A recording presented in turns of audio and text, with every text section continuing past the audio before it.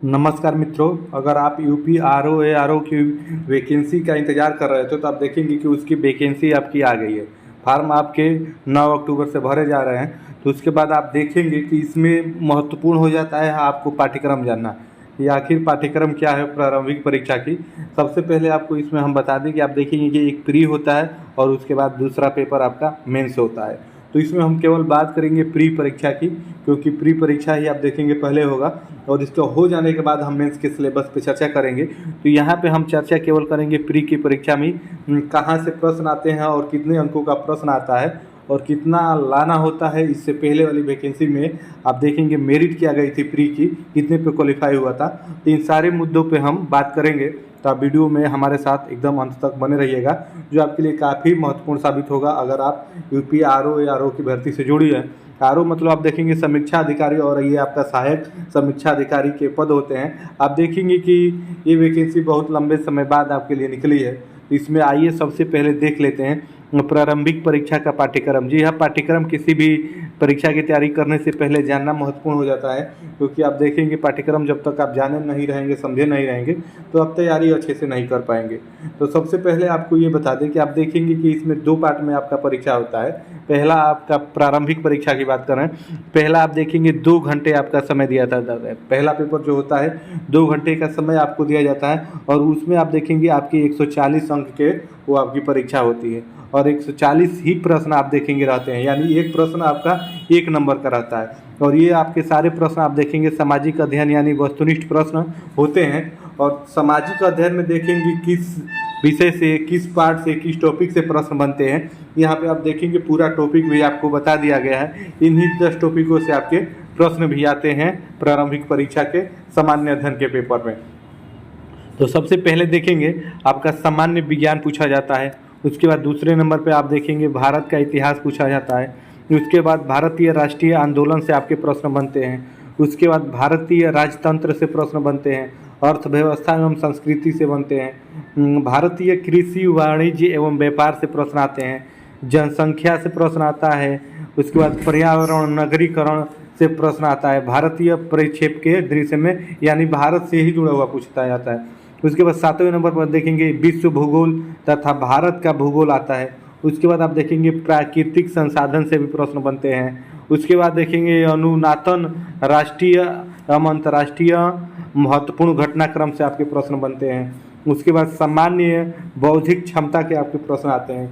उत्तर प्रदेश की शिक्षा संस्कृति से आपके प्रश्न बनते हैं। उसके बाद आप देखेंगे कृषि उद्योग से, व्यापार, रहन सहन और सामाजिक प्रथाओं के संबंध में आपके विशिष्ट जानकारी से प्रश्न बनते हैं। तो आप देखेंगे कि इन्हीं 10 टॉपिकों से आपके प्रश्न आपके प्री के पहले पेपर यानी सामान्य अध्ययन में पूछे जाते हैं, जो आप देखेंगे 140 अंकों का ये आपका पेपर होता है।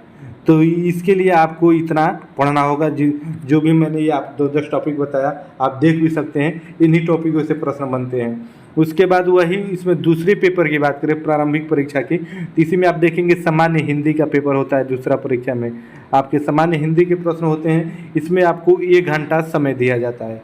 आइए पहले ऊपर कर लेते हैं, उसके बाद आपको बताते हैं। तो आप देखेंगे कि आपको इसमें 1 मिनट रुक जाइए। इसमें आप देखेंगे आपको 1 घंटा का इसमें आपको समय दिया जाता है और इसमें आपके 60 अंक यानी 60 अंकों का ये पेपर होता है। प्रश्न भी आप देखेंगे हिंदी से 60 ही रहते हैं। आप देखेंगे सामान्य शब्द ज्ञान और आपका व्याकरण से यहाँ पे वस्तुनिष्ठ प्रश्न बनते हैं। तो इसमें आप देखेंगे कहाँ से प्रश्न बनते हैं। आपके विलोम से आप देखेंगे यहाँ पे 10 प्रश्न आते हैं। 10 शब्दावली में 10 प्रश्न आप मान के चलिए आते हैं। उसके बाद वाक्य एवं वर्तनी से भी आप देखेंगे 10। उसके बाद तद्भव तत्सम से आपके 10। उसके बाद विशेषण विशेष से आप देखेंगे तो यहाँ पे भी 10 आते हैं। पर्यायवाची शब्द से आपके 10 आते हैं और उसके बाद अनेक शब्दों के लिए एक शब्द से भी आपके 10 प्रश्न आते हैं। तो इस प्रकार से आप देखेंगे इनको मिला के 60 प्रश्न हो जाते हैं और ये भी आपका 1-1 नंबर का ही यहाँ पे भी आता है प्रश्न। तो ये 60 प्रश्न ये हो गए, ऊपर का 140 प्रश्न वो हो गया। तो ये दोनों मिला के 200 हो जाता है। तो आप देखेंगे कि आपकी प्रारंभिक जो परीक्षा होती है 200 अंकों की होती है। ये प्रारंभिक परीक्षा आपकी 200 अंकों की होती है। और विगत वर्षों में इसकी मेरिट की बात करें तो आप देखेंगे कि यही 120 के आसपास में जाके लगती है, 120 लगती है। तो आप 120 की तैयारी नहीं करेंगे, आप इससे अधिक की तैयारी करेंगे, आप तैयारी करेंगे 160 170 की। तो अगर 170 का टारगेट आप बना के चलेंगे तो 120 के आसपास में भी अगर आपका रिजल्ट आएगा तो उस समय आप क्वालिफाई कर जाएंगे प्री की परीक्षा। हालांकि इस बार देखेंगे कैंडिडेटों की संख्या ज़्यादा रहने वाली है, तो इस बार आप देखेंगे मेरिट भी ऊपर जाने की संभावना है। हालांकि वो तो पेपर पे डिपेंड करता है, अगर पेपर लेवल का आ जाएगा तो आप देखेंगे कट ऑफ डाउन भी जा सकती है, अगर पेपर वैसा नहीं आएगा तो आप कट ऑफ ऊपर भी जा सकती है।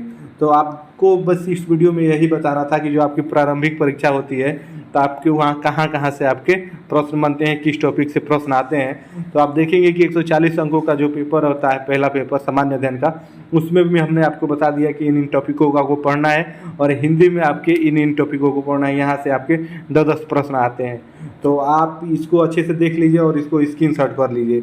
और हो सके तो आप हमारे टेलीग्राम और व्हाट्सएप ग्रुप दोनों हैं, वहाँ पे भी जुड़ जाइए। अगर आपका इसका PDF चाहिए संपूर्ण सिलेबस का, प्री और मेंस दोनों का, तो हम वहाँ पे प्रोवाइड करा देंगे। आप वहाँ से इसको आप डाउनलोड करके देख सकते हैं कि आपके कहाँ से कितने प्रश्न आते हैं। तो अगर इससे जुड़ा हो कोई और भी आपको डाउट हो तो ज़रूर कमेंट करके बताइएगा, हम आपका वहाँ पे रिप्लाई ज़रूर देंगे। जय हिंद।